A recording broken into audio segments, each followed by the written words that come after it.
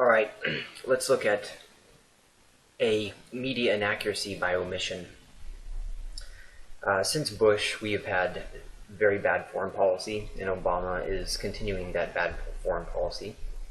For those of you who've been paying attention at least, the United Kingdom and Australia are both joining the Asian Infrastructure Investment Bank, which is basically China's competitor to the World Bank.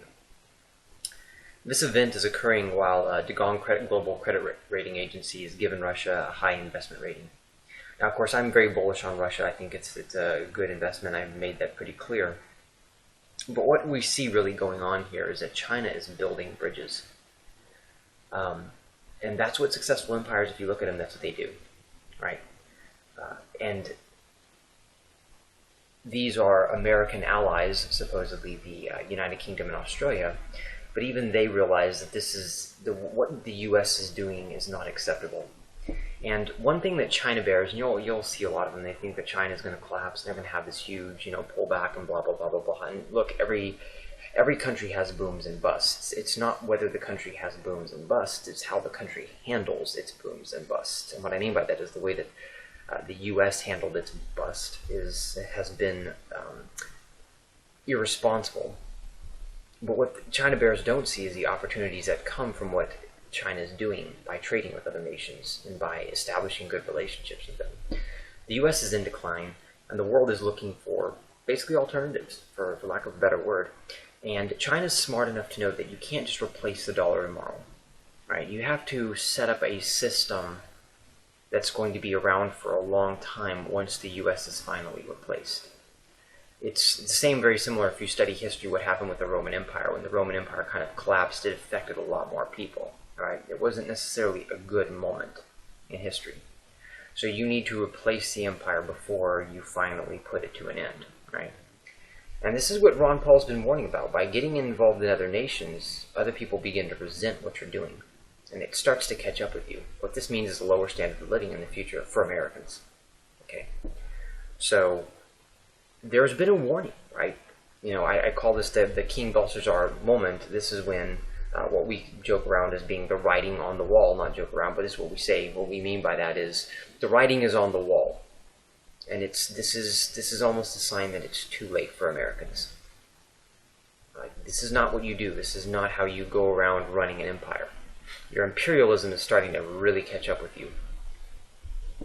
And by the way, for those of you who are older, let's say baby boomers, since y'all are probably the most reckless generation I've ever been around, you have to realize that as you're retiring, if things collapse, the young people are going to come after what you have.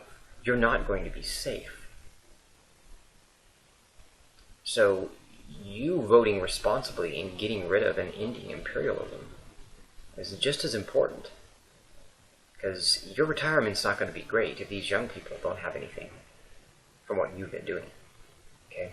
Now, for Texans, fact is, I don't really believe Americans are going to open their minds because they don't want to. But Texans will. We lead the U.S. in exports. We're the #1 state in exports, and it's not even close competition. California's #2.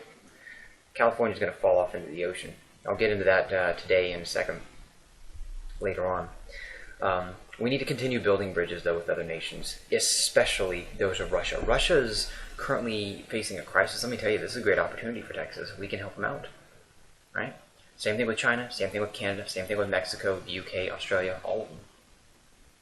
Right? Texans need to be trading with other nations. We do not tell countries how to run their show. We do not tell them how to run their country. We don't know anything about running their country. Let them do that. That's their country. People talk about China's communist and blah, blah, blah. And I'm like, look, they know better than we do.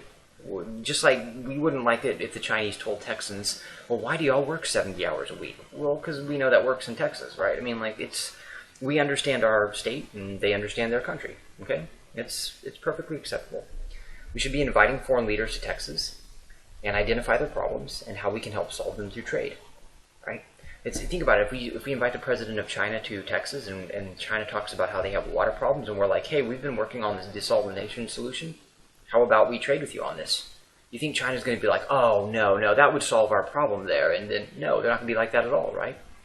That's how you work with other nations. In fact, that solution came from the Texans working with the Dutch, right? So when you build bridges with others, you get solutions to problems. And this is really going to help us in our drought in the long run. Trade makes everybody richer. So you need to reach out to the leaders. And you need to be sending them emails weekly or contacting their office weekly and saying, hey, I'd like to see y'all invite these foreign leaders to Texas. They don't have to necessarily come, and yes, I know President Putin has a lot better things to do than come to Texas. But at the end of the day, they need to be reaching out and showing that Texans do not adopt the same mentality that the rest of Americans do.